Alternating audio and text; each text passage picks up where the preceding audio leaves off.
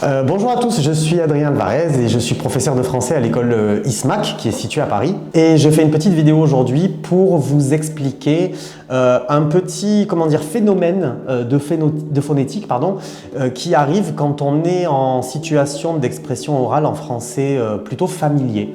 Vous avez sûrement déjà entendu qu'en français, quand vous utilisez le pronom personnel « je » pour parler de vous-même, ok, par exemple, de temps en temps, on écrit « je » avec J-E et de temps en temps, on barre le E et on utilise une apostrophe si après il y a une voyelle, comme par exemple « j'ai » ou alors « j'aime » ou par exemple « j'écoute ».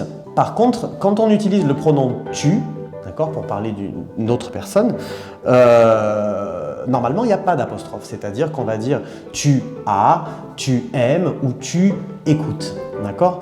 Mais par principe d'économie un petit peu, les Français, en fait, en expression orale, en situation familière, utilisent souvent un système d'apostrophe avec « tu » quand après le verbe commence avec une voyelle. Donc en fait, normalement en français standard, vous devez toujours prononcer et surtout écrire « tu » plus le verbe, mais souvent vous pouvez entendre des Français qui parlent et qui disent pour « tu as »,« t'as »,« tu aimes »,« t'aimes ».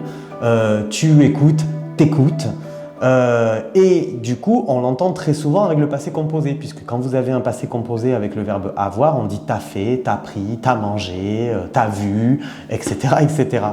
Donc voilà, n'oubliez pas que l'apostrophe avec le tu, elle est possible en situation orale familière. Par contre, vous ne pouvez jamais l'écrire, c'est-à-dire qu'on n'écrit jamais T apostrophe quand il s'agit du sujet, et vous ne pouvez pas le dire même à l'oral en situation formelle si par exemple vous passez un entretien d'embauche.